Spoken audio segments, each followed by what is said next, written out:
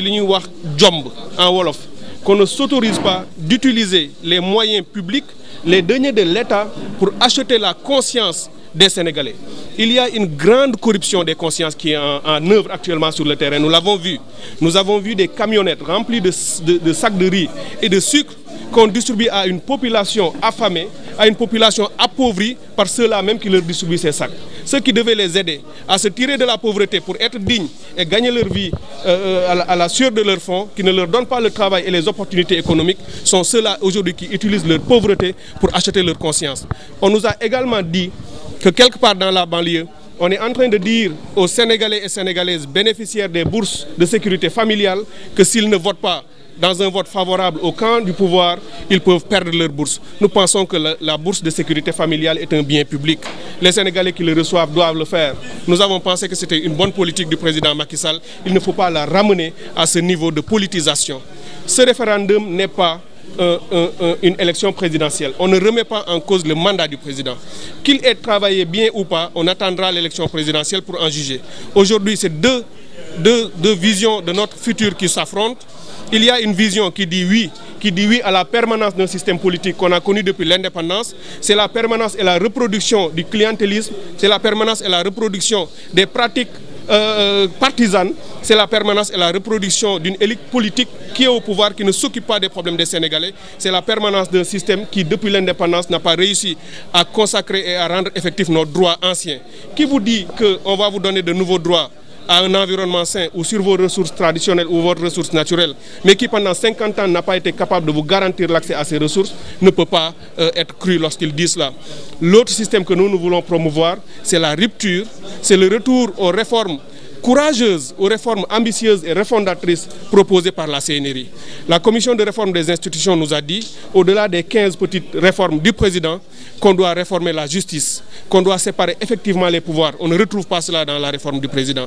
La CNRI nous a dit, le président de la République du Sénégal ne doit pas être chef de parti politique. On ne retrouve pas cela dans les réformes du président Macky Sall.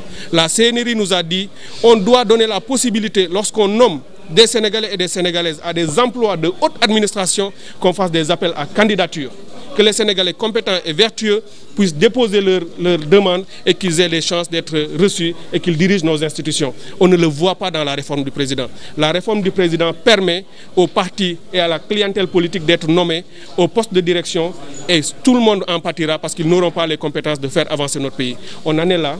C'est l'affrontement mais pacifique entre deux projets de société, un projet de société qui nous maintient dans le passé et qui dit oui, un projet de société qui veut ouvrir les portes de l'avenir et qui veut promouvoir le non, c'est-à-dire la rupture, parce que lorsque, Inch'Allah, le 20 mars, le non triomphera, on demandera au président de la République de nous ramener la bonne constitution proposée par la CNRI, qui est une vraie constitution où la justice sera totalement indépendante, où on aura un haut conseil de la magistrature que ne présidera pas le président de la République, où il y aura une cour constitutionnelle que les citoyens auront le droit de solliciter et de requérir cette cour constitutionnelle. Cela nous paraît le plus important. Aujourd'hui, on nous propose des petites réformes que nous rejetons. Nous appelons le Sénégal et les Sénégalais et les Sénégalaises massivement à s'opposer à cette forfaiture.